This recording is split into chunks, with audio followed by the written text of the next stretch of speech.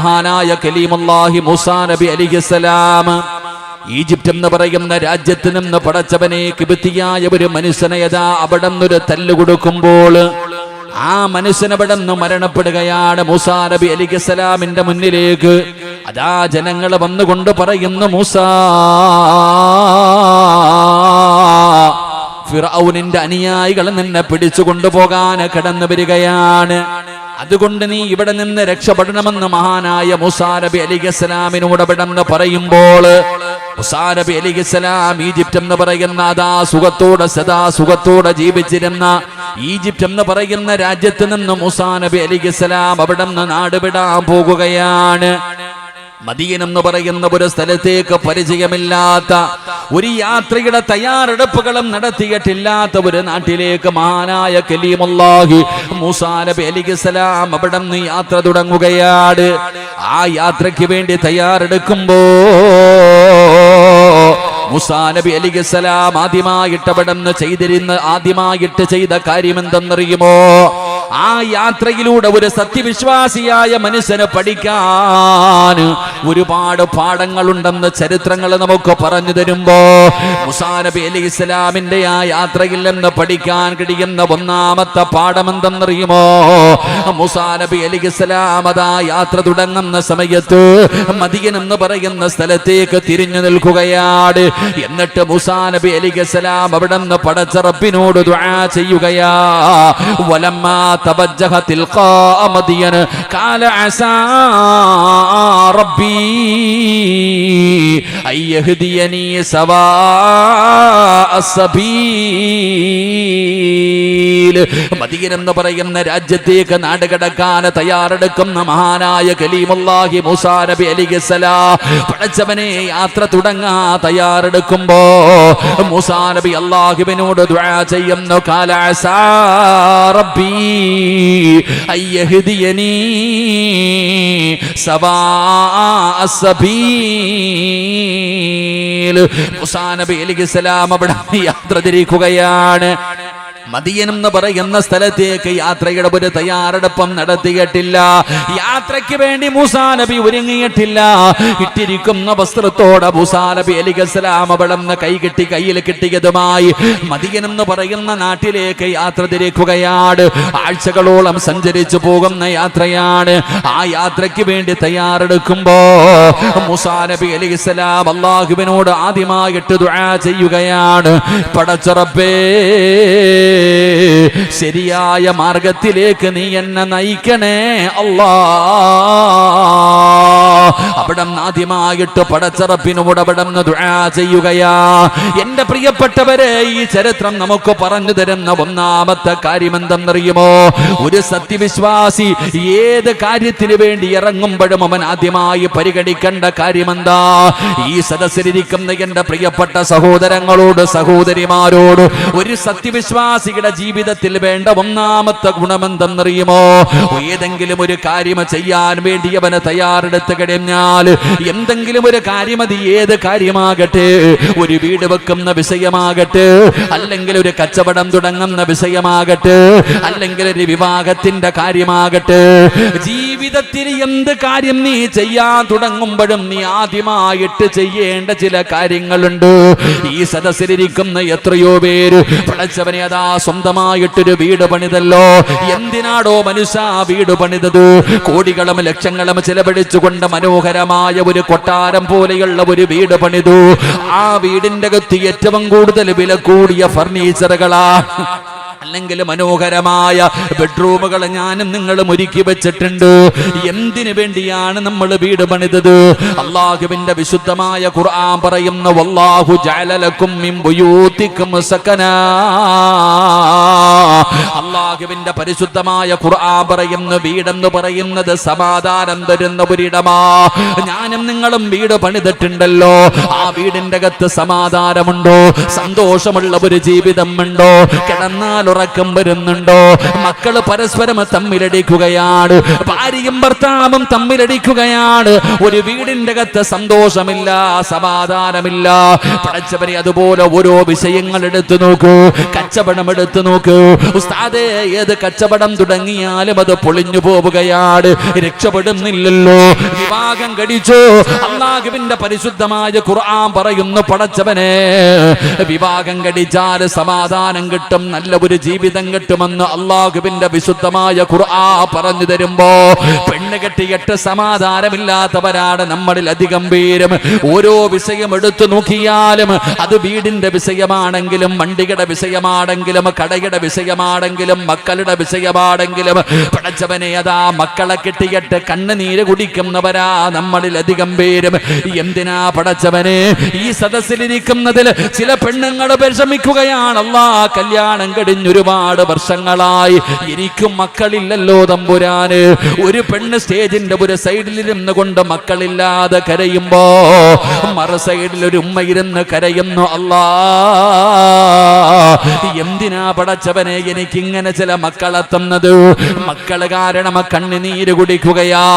അതുകൊണ്ട് എന്റെ പ്രിയപ്പെട്ടവര്, നമ്മളൊരു കാര്യം ചെയ്യാൻ തീരുമാനിച്ചാൽ ആദ്യമായിട്ട് ചെയ്യേണ്ടത് എന്തെന്നറിയുമോ? അത് ഏത് വിഷയമാണെങ്കിലും ആദ്യമായിട്ട് ചെയ്യേണ്ട കാര്യം മഹാനായ ആദരമായ പ്രവാചകൻ നബി മുഹമ്മദ് മുസ്തഫ സല്ലല്ലാഹു അലൈഹി വസല്ലമ തങ്ങൾ പറയുകയാണ്, അല്ലാഹുവിന്റെ പ്രവാചകന്റെ മുന്നിൽ ഒരു സ്വഹാബി കടന്നു വരികയാ. യാ റസൂലല്ലാഹ്, അല്ലാഹുവിന്റെ നബിയേ, ഞാനൊരു പുതിയ കച്ചവടം തുടങ്ങാൻ പോവുകയാണ്, ഞാൻ ആദ്യമായിട്ട് എന്തു ചെയ്യണം നബിയേ? എന്റെ പ്രിയപ്പെട്ട സഹോദരങ്ങളെ, അല്ലാഹുവിന്റെ പ്രവാചകൻ സല്ലല്ലാഹു അലൈഹി വസല്ലമ തങ്ങളുടെ മുന്നിൽ ഒരു ചെറുപ്പക്കാരനായ സ്വഹാബി കടന്നു വന്നു. പ്രവാചകനോട് ചോദിച്ചു, നബിയെ, ഞാനൊരു പുതിയ കച്ചവടം തുടങ്ങുകയാ, ഞാൻ ആദ്യമായിട്ട് എന്ത് ചെയ്യണം? ഈ സദസ്സിലിരിക്കുന്ന ഏകദേശമുള്ളവർക്ക് സമാധാനമില്ല. സമാധാനം കിട്ടുന്ന ഇടമാണ് വീട്. ആ വീട് പണിതിട്ട് അതിനകത്ത് സമാധാനത്തോടെ ഉറങ്ങാൻ പറ്റുന്നില്ല. എന്തേ അതിന്റെ കാരണം? കന്നിമൂല മാത്രം തെരഞ്ഞു നടക്കുന്ന ഒരു വിഭാഗമുണ്ട്. അള്ളാഹു കാക്കുമാറാകട്ടെ. കന്നിമൂലമിട മാത്രമല്ല വിഷയം. ഉസ്താദെ, ബാത്റൂം അവിടെ വന്നത് കൊണ്ടാണോ, വാതിൽ ഇവിടെ വന്നത് കൊണ്ടാണോ, ഇങ്ങനെയാണ്? ഞാൻ ഇങ്ങോട്ട് വരുമ്പോൾ എൻ്റെ കൂടെ ഉണ്ടായിരുന്നൊരു ചെറുപ്പക്കാരൻ്റെ ഫോണിൽ കോള് വരുമ്പോഴും ഓൻ ഇതിനെക്കുറിച്ചാ ചർച്ച ചെയ്യുന്നേ. എൻ്റെ പ്രിയപ്പെട്ട സഹോദരങ്ങളെ, നമ്മൾ മനസ്സിലാക്കേണ്ടത്, നമ്മൾ ചെയ്യേണ്ട കാര്യം നമ്മൾ ചെയ്യണം. ഈ ചരിത്രത്തിൽ നിന്ന് പഠിക്കാൻ കഴിയുന്ന ഒന്നാമത്തെ പാഠം, ഒരു യാത്ര തുടങ്ങുമ്പോൾ മഹാനായ മൂസാ നബി അലൈഹിസ്സലാം ആദ്യമായിട്ട് ചെയ്തത് പടച്ചവനോട് ദുആ ചെയ്തു, അള്ളാഹുവിന്റെ സഹായം ചോദിച്ചു, എന്നിട്ടാണ് യാത്ര തുടങ്ങുന്നത്. അള്ളാഹു നമുക്ക് ഈമാൻ നൽകുമാറാകട്ടെ. അപ്പൊ നമ്മൾ മനസ്സിലാക്കേണ്ട കാര്യം, നമ്മളൊരു വീട് വെക്കുന്ന, വീടിന് കുറ്റിയടിക്കുക, അല്ലെങ്കിൽ വേറെ എന്തെങ്കിലും ഒരു കാര്യം, ഒരു കച്ചവടത്തിന് വേണ്ടി, പുതിയ ബിസിനസ്സിന് വേണ്ടി ഇറങ്ങുക, ഇങ്ങനെ ഏതൊരു കാര്യം നമ്മൾ ചെയ്യാൻ തീരുമാനിക്കുമ്പോഴും നമ്മൾ ആദ്യം ചെയ്യേണ്ടത് എന്താ? എന്ത് ചെയ്താലാണ് ഇതിനകത്ത് ബറക്കത്തുണ്ടാവുക? എന്ത് ചെയ്താലാണ് ഇതുകൊണ്ട് ദുനിയാവും ആഖിറവും രക്ഷപ്പെടാനുള്ള വഴി എന്താണെന്ന് ആദ്യം പഠിക്കണം. അല്ലാതെ ആദ്യം വലിയ പ്ലാനും വരച്ച് ആദ്യം ചെന്ന് എല്ലാ കാര്യങ്ങളും നോക്കലല്ല. എൻ്റെ പ്രിയപ്പെട്ട സഹോദരങ്ങളെ, അള്ളാഹുവിൻ്റെ പ്രവാചകൻ സല്ലല്ലാഹു അലൈഹി വസല്ലമ തങ്ങളോട് ഒരു സഹാബി വന്നിട്ട് ചോദിച്ചു, നബിയെ, ഞാനൊരു കച്ചവടം തുടങ്ങുകയാ, ഞാൻ ആദ്യമായിട്ട് എന്ത് ചെയ്യണം? ഞാൻ പറയുന്ന ഈ കാര്യം ഈ സദസ്സിലിരിക്കണ ആരെങ്കിലും ചെയ്തിട്ടുണ്ടെങ്കിൽ അൽഹംദുലില്ലാ, ആ ചെയ്തിട്ട് നീ തുടങ്ങിയ ആ കാര്യത്തിൽ നിനക്ക് ബറക്കത്തുണ്ട്, ഇല്ലെങ്കിൽ അതിനകത്ത് ബറക്കത്തുണ്ടാകില്ല. അള്ളാഹു നമുക്ക് ഈമാൻ നൽകുമാറാകട്ടെ. എൻ്റെ പ്രിയപ്പെട്ട സഹോദരങ്ങളെ, പ്രവാചകൻ സല്ലല്ലാഹു അലൈഹി വസല്ലമ തങ്ങൾ ഞാനൊരു പുതിയ കച്ചവടം തുടങ്ങാൻ പോകുന്നു, എന്താണ് ചെയ്യേണ്ടത് എന്ന് ചോദിച്ച സഹാബിയോട് നബിതങ്ങൾ പറഞ്ഞു കൊടുത്തത്, നീ ആദ്യം പോയിട്ട് 2 റക്അത്ത് നിസ്കരിച്ചിട്ട് ദുആ ചെയ്യാനാ മഹാനായ നബിയിന റസൂലുള്ളാഹി സ്വല്ലല്ലാഹു അലൈഹി വസല്ലം. മുത്തുനബി ആദ്യം പറഞ്ഞു കൊടുത്തത്, നീ 2 റക്അത്ത് നിസ്കരിച്ചിട്ട് ഇസ്തിഖാറയുടെ നിസ്കാരം നിസ്കരിക്കാനാ പറഞ്ഞേ. അള്ളാഹുവിന്റെ മുന്നിലേക്ക് ഒരു 2 റക്അത്ത് നിസ്കരിച്ചിട്ട് നീ ആദ്യം ദുആ ചെയ്യ്. ഈ നിരന്നിരിക്കുന്ന ആണുങ്ങളും പെണ്ണുങ്ങളും വീടിന് കുറ്റിയടിക്കുന്നതിന് മുമ്പ് വീട് വെക്കാനുള്ള ആഗ്രഹം കടന്നു വന്നപ്പോ അള്ളാഹുവിന്റെ മുന്നിൽ 2 റക്അത്ത് നിസ്കരിച്ചിട്ട് ദുആ ചെയ്തിട്ടാണോ നീ തുടങ്ങിയത്? നീ ആലോചിക്ക്. കച്ചവടം നടത്തിയിട്ട് ലക്ഷങ്ങളുടെ കടം വന്നിട്ട് രക്ഷപ്പെടാതെ കഴിയുന്ന സഹോദര, നീ ആദ്യമായിട്ട് നീ ചിന്തിക്ക്, നീ ഇതിനു വേണ്ടി ഇറങ്ങുമ്പോൾ 2 റക്അത്ത് നിസ്കരിച്ചിട്ട് അള്ളാഹുവിനോട് ദുആ ചെയ്തിട്ടാണോ സഹായം ചോദിച്ചിട്ടാണോ നീ ഇറങ്ങിയതെന്ന് ചിന്തിക്ക്. എൻ്റെ പ്രിയപ്പെട്ട സഹോദരങ്ങളെ, ജോലിക്ക് പോകുമ്പോഴാകണം, ഏത് വിഷയത്തിലാണെങ്കിലും പെണ്ണ് കെട്ടിയിട്ട് കണ്ണുനീര് കുടിക്കുന്ന ആണിനോടും പെണ്ണിനോടും 2 റക്അത്ത് നിസ്കരിച്ച് അള്ളാഹുവിനോട് ദുആ ചെയ്തിട്ടാണോ നീ ഇറങ്ങിയത് ഇല്ലതെയും നിങ്ങളൊന്ന് ആലോചിച്ചു നോക്ക്. എൻ്റെ പ്രിയപ്പെട്ടവരെ, നാം പഠിക്കണമിത്. ഈ ചരിത്രത്തിൽ നിന്ന് നമ്മൾ പഠിക്കേണ്ട ഒന്നാമത്തെ കാര്യം, മഹാനായ മൂസാ നബി അലൈഹിസ്സലാം ഇട്ടിരിക്കുന്ന വസ്ത്രത്തോടെ ഒരു നാട്ടിൽ നിന്നൊരു നാട്ടിലേക്ക് നാട് കടക്കുകയാ. തന്റെ കയ്യിലൊന്നുമില്ല. ആ സമയത്താണ് മൂസാ നബി അലൈഹിസ്സലാം അല്ലാഹുവിനോട് ദുആ ചെയ്യുകയാ. മൂസാ നബി അലൈഹിസ്സലാം അല്ലാഹുവിനോട് പറയുന്നു, അസാ റബ്ബി അയ്യഹ്ദിയനി സവാഅ സബീൽ. അല്ലാഹുവിനോട് ദുആ ചെയ്യുകയാണ്. മൂസാ നബി അലൈഹിസ്സലാമിനറിയാ, പടച്ച റബ്ബ് ഒരിക്കലും കൈവിടില്ല, അല്ലാഹു സഹായിക്കുമെന്ന് മൂസാ നബി അലൈഹിസ്സലാമിന് നല്ലതുപോലെ അറിയാം. പടച്ചവനെ, നീ എന്നെ സഹായിക്കണേ അല്ലാ. അവിടുന്ന് പടച്ച റബ്ബിനോട് ദുആ ചെയ്യുകയാ. അതുകൊണ്ട് ഈ സദസ്സിലിരിക്കുന്ന എൻ്റെ പ്രിയപ്പെട്ട സഹോദരങ്ങളോട് സഹോദരിമാരോട് ആദ്യമായിട്ട് പറയാനുള്ളത് എന്തെന്നറിയുമോ? ഏതൊരു കാര്യത്തിന് വേണ്ടി നിങ്ങൾ തയ്യാറെടുക്കുമ്പോഴും നിങ്ങൾ അല്ലാഹുവിനോട് ദുആ ചെയ്യണേ. അല്ലാഹുവിനെ കുറിച്ചൊരു നല്ല പ്രതീക്ഷ നിങ്ങളുടെ ജീവിതത്തിൽ വെക്കണേ. അല്ലാഹുവിനെ കുറിച്ചുള്ള ഒരു പ്രതീക്ഷയാണ് വേണ്ടത്. അല്ലാഹുവിനെ കുറിച്ച് ആരെ റബ്ബ് കൈവിട്ടാലും എന്നെ റബ്ബ് കൈവിടൂല എന്ന് പറയുന്ന ഉറച്ച ഒരു വിശ്വാസമുണ്ടല്ലോ എൻ്റെ പ്രിയപ്പെട്ടവരെ, അത് എല്ലാവർക്കും ഉണ്ടാകുന്ന ഒരു സ്വഭാവമല്ല. മഹാനായ ആദരവായ പ്രവാചകൻ നബി മുഹമ്മദ് മുസ്തഫ സല്ലല്ലാഹു അലൈഹി വസല്ലമ തങ്ങൾ പടച്ച റബ്ബിനെ കുറിച്ച് പറഞ്ഞു കൊടുക്കുകയാ. അല്ലാഹുവിനെ കുറിച്ച് തന്റെ സ്വഹാബത്തിന്റെ മുന്നിലിരുന്ന പ്രവാചകനെ പടന്ന് പറഞ്ഞു കൊടുക്കുമ്പോ സ്വഹാബത്ത് ചോദിക്കുന്നു, നബിയേ യാ റസൂലല്ലാഹ്, അല്ലാഹുവിന്റെ പ്രവാചകരെ, അല്ലാഹു ഇരിക്കുന്നത് എവിടെയാണ് നബിയേ? അല്ലാഹു ഇരിക്കുന്നത് എവിടെയാണ് നബിയേ? റസൂലുള്ളാഹി സ്വല്ലല്ലാഹു അലൈഹി വസല്ലമ തങ്ങളോട് സഹാബത്ത് ചോദിക്കുമ്പോ അല്ലാഹുവിന്റെ പ്രവാചകൻ പറഞ്ഞു കൊടുത്തു, അല്ലാഹു ഇരിക്കുന്നത് അർശിലാ. ഉടനെ സ്വഹാബത്ത് ചോദിക്കുന്നു, അയ്ന അർശുല്ലാഹ്, അല്ലാഹുവിന്റെ അർശ് ഇരിക്കുന്നത് എവിടെയാണ് നബിയേ? ആ സമയത്താണ് പ്രവാചകൻ പറഞ്ഞു കൊടുക്കുന്ന, പടച്ച റബ്ബിന്റെ അർശ് ഇരിക്കുന്നത് എവിടെയെന്നറിയുമോ? ഖൽബുൽ മുഅ്മിനി അർശുല്ലാഹ്. ഒരു യഥാർത്ഥ സത്യവിശ്വാസിയുടെ ഹൃദയത്തിലാ, ഒരു യഥാർത്ഥ സത്യവിശ്വാസിയുടെ ഹൃദയത്തിലാണ് പടച്ച റബ്ബിന്റെ അർശിരിക്കുന്നതെന്ന് അല്ലാഹുവിന്റെ പ്രവാചകൻ അവിടെന്ന് പറഞ്ഞു കൊടുക്കുമ്പോ സ്വഹാബത്ത് അല്ലാഹുവിന്റെ റസൂലിന്റെ മുന്നിലിരുന്ന് കരയുകയാ. പ്രവാചകൻ അവിടെന്ന് ചോദിച്ചു, എന്തിനാ സ്വഹാബാ നിങ്ങൾ കരയുന്നത്? എന്തിനാണ് സഹാബ നിങ്ങൾ കരയുന്നത്? അല്ലാഹുവിന്റെ പ്രവാചകൻ അവിടെന്ന് ചോദിക്കുമ്പോ സ്വഹാബത്ത് പറയുന്നു, നബിയേ അല്ലാഹുവിന്റെ അർശ് ഞങ്ങളുടെ ഹൃദയത്തിലുണ്ടോ എന്ന് ഞങ്ങൾക്കറിയില്ലല്ലോ. അല്ലാഹുവിന്റെ അർശ് ഹൃദയത്തിലുണ്ടോ എന്ന് ഞങ്ങൾക്കറിയില്ലല്ലോ. അറിയാമല്ല അടയാളവുമുണ്ടോ നബിയേ? അല്ലാഹുവിന്റെ അർശ് ഞങ്ങളുടെ ഹൃദയത്തിലുണ്ടോ എന്ന് അറിയാൻ വല്ല അടയാളവുമുണ്ടോ എന്ന് മുത്തുനബിയോട് സഹാബത്ത് ചോദിക്കുമ്പോ അല്ലാഹുവിന്റെ പ്രവാചകൻ പറഞ്ഞു കൊടുത്തു, അല്ലാഹുവിന്റെ അർശ് ഹൃദയത്തിലുള്ള അടിമകൾക്ക് ചില അടയാളമുണ്ട്. ആ അടയാളങ്ങളിൽ പെട്ട ഒന്നാമത്തെ അടയാളം എന്തെന്നറിയുമോ? ആരെങ്കിലും അല്ലാഹുവിനെ കുറിച്ച് നല്ല വിചാരം വെച്ചാ അവന്റെ ഹൃദയത്തിൽ അല്ലാഹുവിന്റെ അർശുണ്ടെന്ന് മുത്തുനബി അവിടെന്ന് പറയുമ്പോ അല്ലാഹുവിനെ കുറിച്ചുള്ള ഒരു നല്ല ഭാവന ആര് കൈവിട്ടാലും എന്റെ റബ്ബന്നെ കൈവിടൂല. ആരൊക്കെ സഹായിച്ചില്ലെങ്കിലും പടച്ച റബ്ബന്നെ സഹായിക്കുമല്ലോ. അങ്ങനെ ഒരു വിശ്വാസമാണ് നമുക്ക് വേണ്ടത്. അങ്ങനെ ഒരു വിശ്വാസമാണ് മൂസാ നബി അലൈഹിസ്സലാമിനുണ്ടായിരുന്നത്. അങ്ങനെ ഒരു വിശ്വാസമാണ് മഹാനായ ഖലീലുല്ലാഹി ഇബ്രാഹിം നബി അലൈഹിസ്സലാമിനുണ്ടായിരുന്നത്. നമ്രൂദ് എന്ന് പറയുന്ന ഭരണാധികാരി പടച്ചവനെ അതാ വലിയ ഒരു തീക്കുണ്ടാരമുണ്ടാക്കിയിട്ട് ഇബ്രാഹിം നബി അലൈഹിസ്സലാമിനെ തീക്കുണ്ടാരത്തിലേക്ക് വലിച്ചെറിയാ തീരുമാനിക്കുകയാ. ആ തീക്കുണ്ടാരത്തെ കുറിച്ച് ചരിത്രം പറയുന്നത് ആകാശത്തിലൂടെ പറന്നു പോകുന്ന പറവകൾ പോലും കരിഞ്ഞു പോകുന്ന രീതിയിൽ ഭയാനകമായ ഒരു തീക്കുണ്ടാരമുണ്ടാക്കി. ഇബ്രാഹിം നബി അലൈഹിസ്സലാമിനെ അടുത്തു കൊണ്ടുപോയി തീക്കുണ്ടാരത്തിലേക്ക് വലിച്ചെറിയാൻ കഴിയാത്തത് കാരണം അമ്പും വില്ലും തയ്യാറാക്കി ഉയരമുള്ള സ്ഥലത്ത് കയറ്റി നിർത്തിയിട്ട് ഇബ്രാഹിം നബി അതിനകത്തേക്ക് എയ്ത് വിടാൻ പടച്ചവനെ ഉയരമുള്ള സ്ഥലത്ത് ഇങ്ങനെ കയറ്റി നിർത്തിയിരിക്കുകയാണ്. അതാ ശത്രുക്കൾ അതിലേക്ക് എയ്ത് വിടുന്നതിന് വേണ്ടി തയ്യാറെടുക്കുമ്പോ അതാ വരുന്ന മുഖറബുൽ അംലാക്ക് മലക്ക് ജിബ്രീൽ അലൈഹിസ്സലാം ഇറങ്ങി വരികയാണ്. ഇബ്രാഹിം നബിയുടെ ചാരത്ത് വന്നിട്ട് ചോദിക്കുന്നു, നബിയേ അങ്ങയെ സഹായിക്കട്ടെ നബിയേ, ഈ തീക്കുണ്ടാരം അണച്ചു കളയട്ടെ നബിയേ, അങ്ങയെ രക്ഷപ്പെടുത്തട്ടെ നബിയേ. ഇബ്രാഹിം നബി അലൈഹിസ്സലാം പറഞ്ഞു കൊടുത്ത മറുപടി എന്തെന്നറിയുമോ? ജിബ്രീലേ, എനിക്ക് നിന്റെ സഹായം വേണ്ട, എനിക്ക് നിന്റെ സഹായം വേണ്ട. എന്നെ പടച്ച റബ്ബിനറിയാ എന്നെ രക്ഷപ്പെടുത്താൻ, അല്ലാഹുവിനറിയാ എന്നെ രക്ഷപ്പെടുത്താൻ.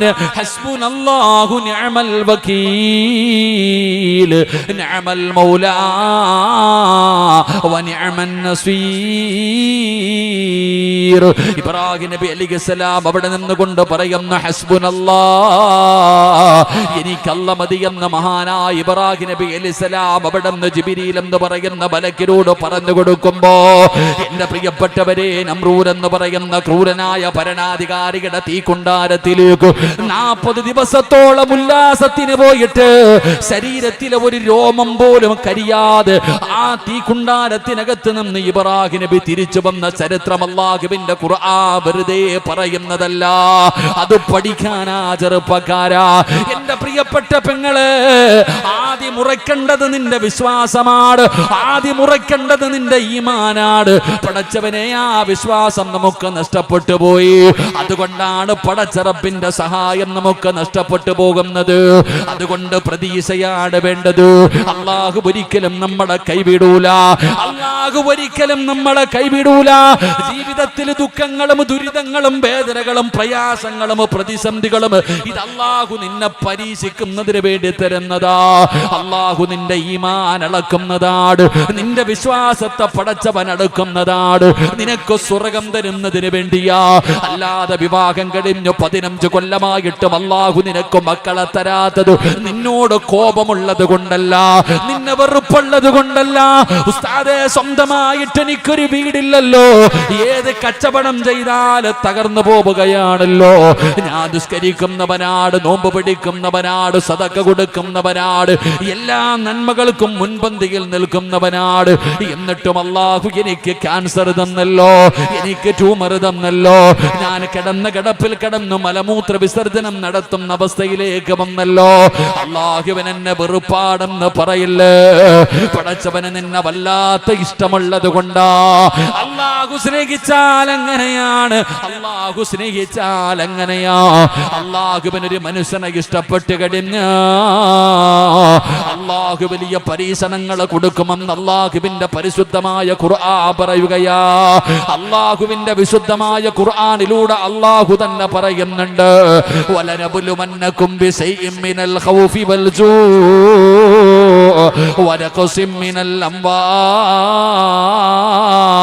വൽ അൻഫുസി വസ്സമറാത്ത് വബശിരി സ്വാബിരീൻ الذين إذا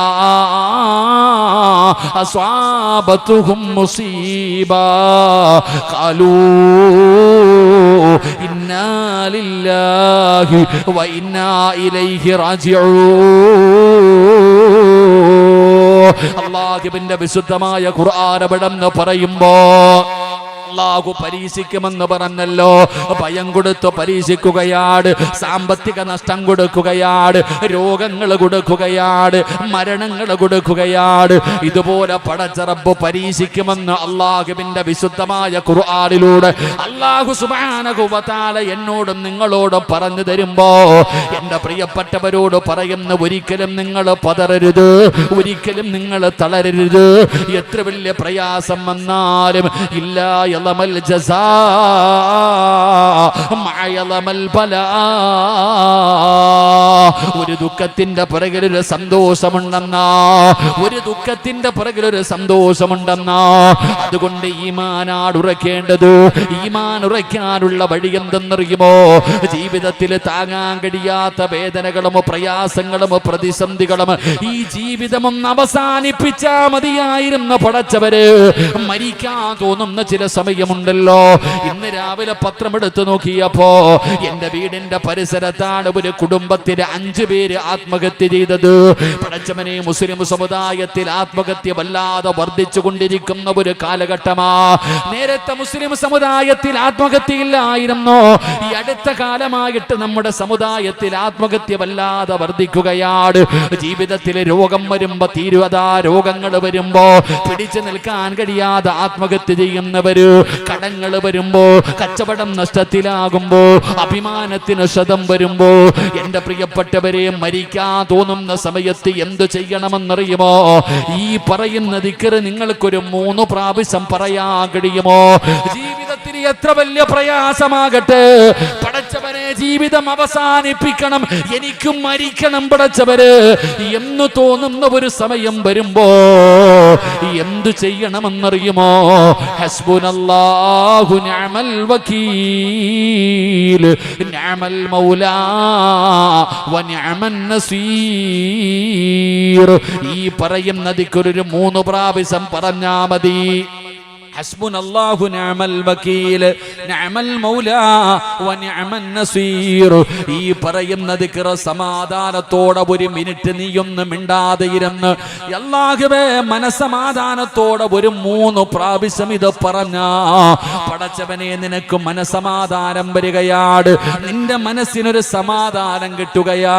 ഇത് ഞാൻ പറഞ്ഞു തന്നതല്ല, അല്ലാഹുവിന്റെ പ്രവാചകൻ നബി മുഹമ്മദ് മുസ്തഫ സല്ലല്ലാഹു അലൈഹി വസല്ലമ തങ്ങളുടെ പ്രിയപ്പെട്ട ഭാര്യയായ ആയിഷ ബീബി റളിയല്ലാഹു തആല അൻഹാ. ആയിഷ ബീബിയുടെ ചരിത്രം അറിയുമല്ലോ.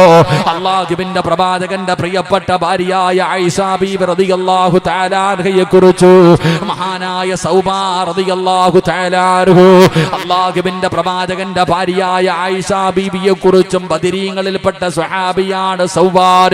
ഈ സ്വഹാബിയെ കുറിച്ച് ഇവർ രണ്ടുപേരും തമ്മിൽ ശാരീരികമായി വിഭജിച്ചു എന്ന് പറഞ്ഞ ആരോപണം നടക്കുകയാണ്. അല്ലാഹുവിന്റെ പ്രവാചകന്റെ പ്രിയപ്പെട്ട ഭാര്യയെ കുറിച്ചാണ് പറയുന്നത്. എവിടെ നോക്കിയാലും പടച്ചവന് ആയിഷ ബീവിയെ കുറിച്ചുള്ള ചർച്ചകളാണ്. അല്ലാഹുവിന്റെ പ്രവാചകൻ അവിടെ നിന്ന് കേട്ട് മടുക്കുകയാണ്. എവിടെ നോക്കിയാലും ആയിഷ ബീവിയെ കുറിച്ചാണ് പറയുന്നത്. അല്ലാഹുവിന്റെ പ്രവാചകൻ സ്വല്ലല്ലാഹു അലൈഹി വസല്ലമ തങ്ങൾക്കറിയാ ആയിഷ തെറ്റ് ചെയ്തിട്ടില്ലെന്ന്, പലർക്കും അറിയാ തെറ്റ് ചെയ്തിട്ടില്ലെന്ന്. ആയിഷ ബീബി റളിയല്ലാഹു തആല അൻഹയെ കുറിച്ച് എവിടെ നോക്കിയാലും പറയുന്നത് കേട്ടപ്പോ അല്ലാഹുവിന്റെ പ്രവാചകനെ വീടിനകത്തേക്ക് കടന്നു വന്നിട്ട് പറഞ്ഞു, ആയിഷ, കുറച്ചു ദിവസം നീ നിന്റെ വീട്ടിലേക്ക് പോയി നിൽക്ക ആയിഷ. ഒരു സമാധാനത്തിന് വേണ്ടി അല്ലാഹുവിന്റെ പ്രവാചകൻ ആയിഷ ബീബി റളിയല്ലാഹു തആല അൻഹയെ തന്റെ വീട്ടിലേക്ക് പറഞ്ഞു വിടുകയാ. പടച്ചവനെ, ആയിഷ ബീബിക്ക് വല്ലാത്ത വിഷമമായി. അല്ലാഹുവിന്റെ റസൂൽ വീട്ടിൽ നിന്ന് തന്റെ വീട്ടിലേക്ക് പറഞ്ഞു വിടുകയാണ്. മഹാനായ സയ്യിദുനാ അബൂബക്കർ സിദ്ദീഖ് റളിയല്ലാഹു തആല അൻഹു ആയിഷ ബീബിയുടെ പിതാവാ. തന്റെ പൊന്നാര മകളുടെ ഭർത്താവിന്റെ വീട്ടിൽ നിന്ന് വിളിച്ചു കൊണ്ടുപോകുന്നതിന് വേണ്ടി കടന്നു വരുമ്പോ തന്റെ പിതാവിന്റെ മുന്നിലേക്ക് ആയിഷ ബീബി റളിയല്ലാഹു തആല അൻഹ കടന്നു ചെന്നിട്ട് അവിടെന്ന് പറയുന്നു, വാപ്പാ, ഞാൻ അല്ലാഹുവിന്റെ പ്രവാചകന്റെ ഭാര്യ, ഞാൻ അങ്ങനെ ചെയ്യുമെന്ന് ഉപ്പയ്ക്ക് തോന്നുന്നുണ്ടോ? അബൂബക്കർ തങ്ങളൊന്നും മിണ്ടിയില്ല. പടച്ചവനെ ആയിഷ ബീബി റളിയല്ലാഹു തആല തന്റെ വീട്ടിലേക്ക് കടന്നു ചെല്ലുമ്പോ 9.5 മാസക്കാല ഗർഭം ചുമന്ന് മരണവേദനയുടെ വേദനയെന്നത് പ്രസവിച്ച തന്റെ പ്രിയപ്പെട്ട മാതാവ്, തന്റെ പൊന്നുമക്കളുടെ കണ്ണ് നിറഞ്ഞാൽ സഹിക്കാൻ കഴിയാത്ത മാതാവ്, ആ പ്രിയപ്പെട്ട മാതാവിന്റെ ചാരത്ത് ചെന്ന് കെട്ടിപ്പിടിച്ചുകൊണ്ട് ആയിഷ ബീബി റളിയല്ലാഹു തആല എല്ലാവരും പറയുന്നത് കള്ളമാണ്, അവർ തെറ്റിദ്ധരിച്ചിരിക്കുകയാണ്, എന്റെ ഭാഗത്ത് തെറ്റില്ലെന്ന് പറഞ്ഞ് ആയിഷ ബീബിയുടെ പ്രിയപ്പെട്ട മാതാവിനോട് പറയുമ്പോ ഉമ്മ പറഞ്ഞു, ആയിഷ തെളിവുകൾ നിനക്ക് എതിരാണ് ആയിഷ. പെങ്ങളെ, നിന്നെ പോലെ 20, 25, 30, 40 വയസ്സോ ആയിഷ ബീബിക്കില്ല. അന്ന് ചെറിയ പ്രായമാണ്. ആയിഷ ബീബി റളിയല്ലാഹു തആല വീടിനകത്തേക്ക് കയറുകയാണ്. വീട്ടുകാര് മാത്രമല്ല, അതാ അയൽവാസികൾ മാത്രമല്ല, ഒരു നാട് മുഴുവനും തെറ്റുകാരിയാണെന്ന് അവിടെ നിന്ന് പറയുമ്പോ ആ പിന്നപ്പെട്ട ചെറുപ്രായക്കാരിയായ ആയിഷ ബീബി റളിയല്ലാഹു തആല വീടിന്റെ അകത്ത് കയറുകയാണ്. നരമ്പ് മുറിച്ചില്ല, അവിടെ ആത്മഹത്യ ചെയ്തില്ല. ആയിഷ ബീബി പടച്ചവനെ വീടിന്റെ അകത്ത് കഴിയുകയാണ്. ഓരോ ദിവസവും രാവിലെയാകുമ്പോ സുബഹി നമസ്കാരം കഴിയുമ്പോ അല്ലാഹുവിന്റെ പ്രവാചകൻ വരുന്നു എന്ന് വാതിലിൽ വന്ന് നോക്കുകയാണ്. ഓരോ ദിവസവും ആയിഷ ബീബി വന്ന് നോക്കുന്നുണ്ട്, അല്ലാഹുവിന്റെ പ്രവാചകൻ വരുന്നുണ്ട്. ആയിഷ ബീബി മടങ്ങുകയാണ്. ദിവസങ്ങൾ കഴിഞ്ഞു. അല്ലാഹുവേ, ഒരു ദിവസം മഹാനായ നബി മുഹമ്മദ് മുസ്തഫ സുബഹി കഴിഞ്ഞ് ആയിഷ ബീബി റളിയല്ലാഹു തആല നോക്കിയിരിക്കുമ്പോ അല്ലാഹുവിന്റെ പ്രവാചകനെ ചിരിക്കുന്ന മുഖത്തോടെ വീട്ടിലേക്ക് കടന്നു വരികയാ. ആയിഷ ബീബിക്ക് വല്ലാത്ത സന്തോഷമായി ഇറങ്ങി ഓടുകയാണ്. അല്ലാഹുവിന്റെ പ്രവാചകന്റെ മുന്നിലേക്ക് കടന്നു ചെന്നു. യാ റസൂലല്ലാഹ്, അല്ലാഹുവിന്റെ നബിയേ, ഞാൻ നിരപരാധിയാണെന്ന് അല്ലാഹു പറഞ്ഞോ നബിയേ, അല്ലാഹു പറഞ്ഞോ നബിയേ, ജിബ്രീൽ ഖുർആനിന്റെ ആയത്തുമായിട്ട് വന്നോ നബിയേ. അല്ലാഹുവിന്റെ റസൂല്, അല്ലാഹുവിന്റെ പ്രവാചകൻ സല്ലല്ലാഹു അലൈഹി വസല്ലമ തങ്ങൾ അവിടെന്ന് പറഞ്ഞു കൊടുത്തു, ആയിഷ, നീ നിരപരാധിയാണെന്ന് അല്ലാഹു പറഞ്ഞിരിക്കുകയാ. ജിബ്രീൽ വഹിയുമായിട്ട് വന്നു. അല്ലാഹുവിന്റെ ഖുർആനിൽ ആയത്തിറങ്ങി. ആയിഷ ബീബി റളിയല്ലാഹു തആല അൻഹയ്ക്ക് വല്ലാത്ത സന്തോഷമാണ്. അവിടെന്ന് ആയിഷ ബീബി പറഞ്ഞു, നബിയേ, എനിക്ക് ഉറപ്പായിരുന്നു നബിയേ, 7 ആകാശം കടന്ന് ജിബ്രീൽ അല്ലാഹുവിന്റെ പരിശുദ്ധമായ ഖുർആനിന്റെ ആയത്തുമായി ഇറങ്ങി വരുമെന്ന് എനിക്ക് ഉറപ്പായിരുന്നു നബിയേ. അല്ലാഹുവിന്റെ പ്രവാചകൻ ആയിഷ ബീബി റളിയല്ലാഹു തആല ഇങ്ങനെ ഉറപ്പോടെ പറയുന്നത് കേട്ടപ്പോ റസൂലുള്ളാഹി ചോദിക്കുന്നു, ആയിഷ, ഇത്രയും ദിവസം നീ എങ്ങനെയാ ജീവിച്ചിരുന്നത്? ഇത്രയും ദിവസം നീ എങ്ങനെയാണ് നിന്റെ മനസ്സിനെ പിടിച്ചെടുത്തിരുന്നത്? ആയിഷ, ഖുർആനിന്റെ ആയത്തുമായി ജിബ്രീൽ വരുമെന്ന് ഇത്ര ഉറപ്പോടെ പറയുന്നത് എന്തേ ആയിഷ? അല്ലാഹുവിന്റെ പ്രവാചകൻ സല്ലല്ലാഹു അലൈഹി വസല്ലമ തങ്ങളോട് ആയിഷ ബീബി റളിയല്ലാഹു തആല അൻഹ പറഞ്ഞു, നബിയേ, ജിബ്രീൽ വരുമെന്ന് എനിക്ക് ഉറപ്പായിരുന്നു, അല്ലാഹു എന്നെ സഹായിക്കുമെന്ന് എനിക്ക് ഉറപ്പായിരുന്നു. എങ്ങനെയാ ആയിഷ നീ ഇത്രയും ദിവസം പിടിച്ചു നിന്നത്?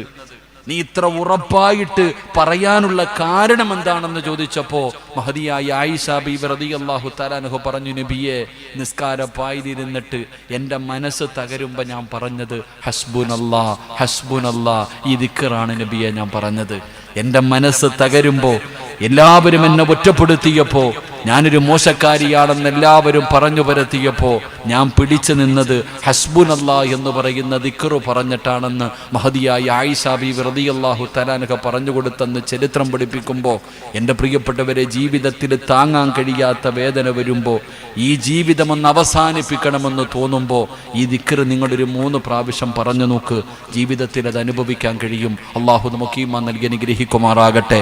അതുകൊണ്ട് ഞാൻ പറഞ്ഞു വന്നത്, എൻ്റെ പ്രിയപ്പെട്ട സഹോദരങ്ങളെ, അള്ളാഹുവിനെ കുറിച്ചൊരു നല്ല ഭാവന വേണം. അള്ളാഹു നമ്മളെ കൈവിടില്ല എന്നുള്ള ഒരു വിശ്വാസം വേണം. അത് ജനങ്ങൾ എന്തു പറയുന്നു അതിനെക്കുറിച്ച് നമ്മൾ നോക്കരുത്. ജനങ്ങളെക്കുറിച്ച് നമ്മൾ ചിന്തിക്കേണ്ട കാര്യമില്ല. അള്ളാഹുവിന്റെ തൃപ്തിയാണ് നമുക്ക് വേണ്ടത്. അത് എന്തുമാകട്ടെ, എത്രയോ ചരിത്രങ്ങൾ നമുക്ക് പഠിക്കാം, എത്രയോ ചരിത്രങ്ങൾ നമുക്ക് പഠിക്കാൻ കഴിയുന്നു. എന്റെ പ്രിയപ്പെട്ടവരെ, എന്റെ പ്രിയപ്പെട്ട സഹോദരങ്ങളെ, എത്രയോ ചരിത്രങ്ങൾ. ഉസ്മാനിയ സുൽത്താൻമാരുടെ ചരിത്രങ്ങൾ പറയുമ്പോൾ സുൽത്താൻ മുറാദ് എന്ന് പറയുന്ന ഒരു മഹാൻ ജീവിച്ചിരുന്നു. ചരിത്രം നിങ്ങൾ വായിച്ചു നോക്ക്. ഹദീസിന്റെ ഗ്രന്ഥങ്ങളിലൊക്കെ ഈ ചരിത്രം കാണാം. ഹദീസിന്റെ ഗ്രന്ഥങ്ങൾ എടുത്തു നോക്ക്. സുൽത്താൻ മുറാദ് എന്ന് പറയുന്ന ഒരു മഹാനിന്റെ ചരിത്രം. മഹാനായ സയ്യിദുനാ ഉമർ ഇബ്നുൽ ഖത്താബ് റളിയല്ലാഹു തആല അൻഹുവിനെ പോലെ തന്റെ ജനങ്ങളെ കുറിച്ച് അന്വേഷിക്കാൻ രാത്രി കാലങ്ങളിൽ അദ്ദേഹം പകലും രാത്രിയും തന്റെ ജനങ്ങളെ കുറിച്ച് അന്വേഷിക്കാൻ നടക്കുന്ന രാജാവാണെങ്കിലും അതാ ഭരണാധികാരി, ഒരു രാജ്യത്തിന്റെ രാജാവാണെങ്കിലും തന്റെ ജനതയെ കുറിച്ച് അന്വേഷിക്കാൻ വേണ്ടി രൂപം മാറിയിട്ട് നടക്കുന്ന മനുഷ്യനായിരുന്നു അദ്ദേഹം. അദ്ദേഹത്തിന്റെ ചരിത്രം പറയുകയാ, രാത്രി ഒരു സ്വപ്നം കണ്ടു. മഹാനവറുകൾ രാത്രി അവിടെ നിന്നൊരു സ്വപ്നം കണ്ടു. മനസ്സിന് വല്ലാത്ത വേദനയുണ്ടാക്കുന്ന ഒരു സ്വപ്നം. എൻപെട്ട സഹോദരങ്ങളെ, അവിടെ നിന്ന് ചരിത്രം പറയുകയാ, സുൽത്താൻ മുറാദ് എന്ന് പറയുന്ന മനുഷ്യനുണ്ടല്ലോ, അങ്ങനെ സുബഹി നമസ്കാരം കഴിഞ്ഞിട്ട് തന്റെ ഒരു സേവകനെ വിളിക്കുകയാണ്. അവിടെ നിന്ന് രൂപം മാറിയിട്ട് പടച്ച റബ്ബേ, ജനങ്ങളെ കുറിച്ച് അന്വേഷിക്കാൻ നടക്കുകയാ. ജനങ്ങളെ കുറിച്ച് അന്വേഷിക്കാൻ ഇങ്ങനെ നടക്കുമ്പോ, ഒരുപാട് യാത്ര ചെയ്ത് പോകുമ്പോ സുബ്ഹാനല്ലാഹ്, അതാ വഴിയിൽ ഒരു മനുഷ്യൻ ഇങ്ങനെ മരിച്ചു കിടക്കുകയാണ്. ഒരു മനുഷ്യൻ ഇങ്ങനെ വഴിയോരത്ത് ഇങ്ങനെ മരിച്ചു കിടക്കുകയാ. ഒരാള് പോലും അടുത്തു പോകുന്നില്ല, ഒരാള് പോലും അവിടെ നിന്ന് സഹായിക്കുന്നില്ല. പടച്ചവനെ, സുൽത്താനാട് പോയി നിൽക്കുന്നതെന്ന് ആർക്കും അറിയുന്നില്ല. ആ മനുഷ്യൻ മരിച്ചു കിടക്കുമ്പോ അദ്ദേഹത്തിന്റെ അടുക്കൽ പോയി നിന്നിട്ട് ജനങ്ങളോട് ചോദിക്കുന്നു, എന്താണ് ആരും ഈ മനുഷ്യനെ പരിഗണിക്കാത്തത്? അപ്പൊ അവിടെ നിന്ന് ജനങ്ങൾ പറഞ്ഞു കൊടുക്കുകയാണ്. ജനങ്ങൾ അവിടെ നിന്ന് പറയുന്നു, ഈ മനുഷ്യന് കള്ളുകുടിയനാ, ഈ മനുഷ്യന് വ്യഭിചാരിയാ, ഈ നാട്ടിലെ ഏറ്റവും വലിയ കള്ളുകുടിയനാണ് ഈ മനുഷ്യന്, ഈ നാട്ടിലെ ഏറ്റവും വലിയ വ്യഭിചാരിയാണ് ഈ മനുഷ്യന്, ഈ മനുഷ്യന് വൃത്തികെട്ടവനാണ്, ഈ മനുഷ്യന് മക്കളില്ല, ഒരു ഭാര്യ മാത്രമാണുള്ളത്, കുടുംബക്കാരും ഈ മനുഷ്യനെ സഹായിക്കാനില്ല. പടച്ചവന് ആരുമില്ലാതെ മടിച്ചു വരിയോരത്ത് കിടക്കുന്ന ഈ മനുഷ്യനെ കണ്ടപ്പോ സുൽത്താൻ അവിടുന്ന് ചോദിക്കുകയാ, ഈ കിടക്കുന്നത് ഉമ്മത്ത് മുഹമ്മദ് സല്ലല്ലാഹു അലൈഹി വസല്ലം, അല്ലാഹുവിന്റെ പ്രവാചകന്റെ ഉമ്മത്തിൽപ്പെട്ട ഒരു മനുഷ്യനാണല്ലോ. പഠിച്ചവനെ, ഒരാൾക്കും മനസ്സിലായില്ല ഇത് രാജാവാണെന്ന്. ചരിത്രം പറയുകയാണ്, അവസാനം ആ മനുഷ്യന്റെ ജനാസ സുൽത്താനും തന്റെ സേവകനും അവിടെ നിന്ന് ചുമക്കുകയാണ്. പറഞ്ഞ അടയാളം വെച്ച മനുഷ്യന്റെ വീട്ടിലേക്ക് കൊണ്ടുചെല്ലുകയാണ്. ആ മനുഷ്യന്റെ മയ്യത്ത് വീട്ടിലേക്ക് കൊണ്ടുചെല്ലുമ്പോ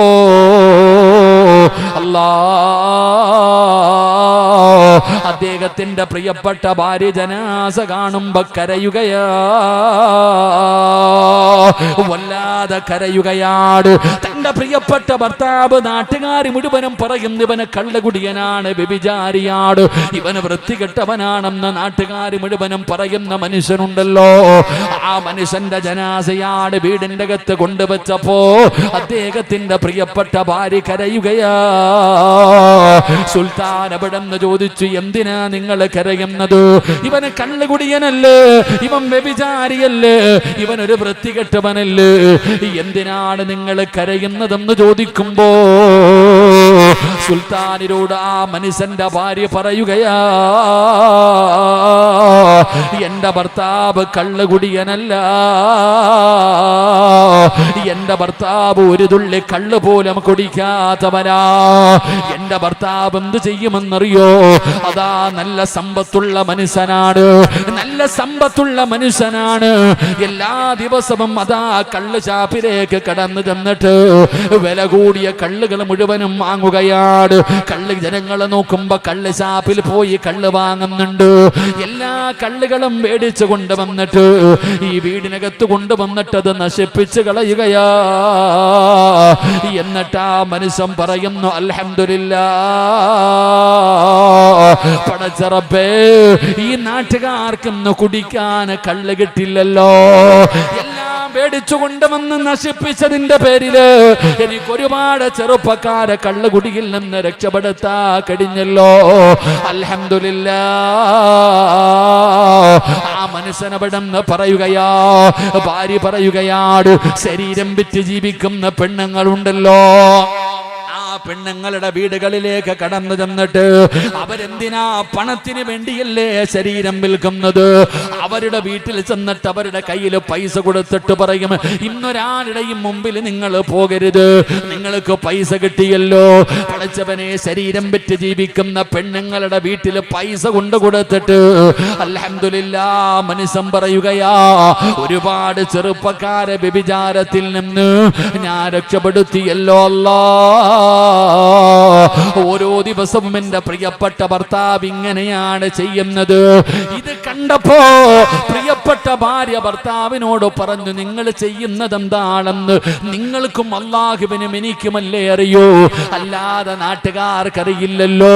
നിങ്ങൾ ഒരു ദിവസം മരിക്കേണ്ടവനാണ്, നിങ്ങളെ ഇവരാരും തിരിഞ്ഞു നോക്കില്ല എന്ന് ആ പ്രിയപ്പെട്ട ഭാര്യ തന്റെ ഭർത്താവിനോട് പറയുമ്പോ ഭർത്താവ് ചിരിച്ചുകൊണ്ട് പറഞ്ഞ മറുപടി എന്തെന്നറിയുമോ?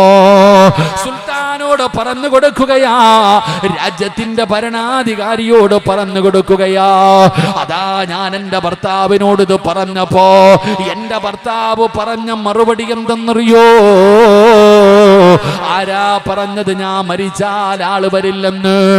ആ മനുഷ്യൻ പറയുന്നു, ഞാൻ മരിച്ചാ എന്റെ മയ്യത്ത് കുളിപ്പിക്കാൻ ഈ രാജ്യത്തിന്റെ ഭരണാധികാരി വരും. ഞാൻ മരിച്ചാൽ എന്റെ മയ്യത്ത് കുളിപ്പിക്കാൻ ഈ രാജ്യത്തിന്റെ ഭരണാധികാരി വരും. എന്റെ കഫം പൊതിയുന്നത് ഈ രാജ്യത്തിന്റെ ഭരണാധികാരിയാ, എന്റെ മയ്യത്ത് നമസ്കരിക്കുന്നത് ഈ രാജ്യത്തിന്റെ ഭരണാധികാരിയാ.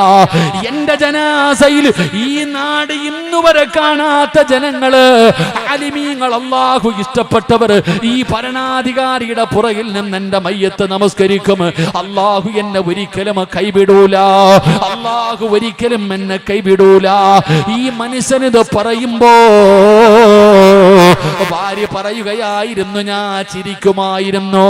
എന്റെ ഭർത്താവ് ഇങ്ങനെ പറയുമ്പോ ഞാൻ ചിരിച്ച് കളിയാക്കുമായിരുന്നു എന്നവിടെന്ന് പറയുമ്പോ സുബ്ഹാനല്ലാഹ്, സുൽത്താനിന്റെ കണ്ണ് നിറയുകയാ. പഠിച്ചവനെ, തന്റെ രൂപമങ്ങ് മാറ്റുകയാണ്. ഇത് ചരിത്രമാ സഹോദരാ, ഇത് വെറുതെ പറയുന്നതല്ല.